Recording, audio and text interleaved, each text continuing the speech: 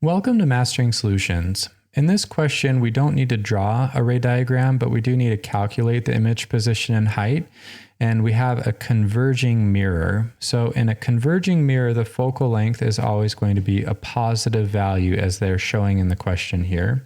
To calculate the image position first, we know that the power of a lens or a mirror is equal to 1 over the focal length in meters. And that's equal to 1 over the image distance plus 1 over the object distance.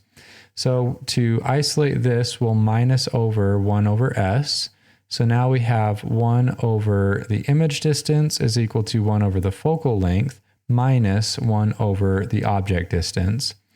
So 1 over the image distance is equal to 1 over this in meters. These do need to be in meters. So we have 0.25 meters minus 1 over the object distance, and this is in front of a converging lens, so that will also be a positive value, so 0.15 meters. So 1 over 0.25 minus 1 over 0.15 gives us negative 2.667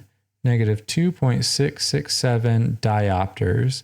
So a diopter is an inverse meter, so if we take the reciprocal of that, that gives us this is meters, so 37.5 centimeters. So we have S prime is equal to negative 37.5 centimeters.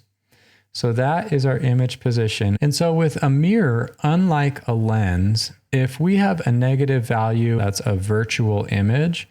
On a lens, that means that the image is forming on the same side as the object. But for a converging mirror, if we have an image forming on the same side of the lens as the object, that's a real image. If it's forming on the opposite side of the mirror, that is a virtual image. So this one will form opposite the side of the mirror where the object is, and that's what the negative is indicating, that it's a virtual image like we talked about. So you can think of a converging mirror for the image location, for the sign convention as opposite of a converging lens. Now we can use the magnification equation to figure out the image height. That says that the image height over the object height is equal to the negative image position over the object position. And this section of the equation is what we need. This is the one that we're trying to solve for, and we have the object height, and we have both of these now. So if we multiply both sides by h, that gives us h prime is equal to h times a negative s prime over s. When we plug in our numbers here, we're going to have the object height as 3 centimeters tall, and we need that in meters. So we'll say 3 times 10 to the negative 2 meters. And then the negative comes from the equation. We also need a negative for our answer. So we have a negative 0.375 meters. Then we're going to divide that by the object distance, which we said was 15 centimeters, so 0.15 meters, and it's in front of the mirror, so that's going to be positive as well.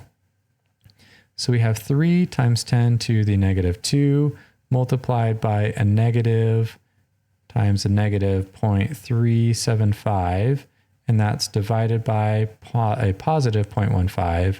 So that gives us an answer of 0.075 meters. So if we move the decimal place 2, that gives us the image height as 7.5 centimeters tall.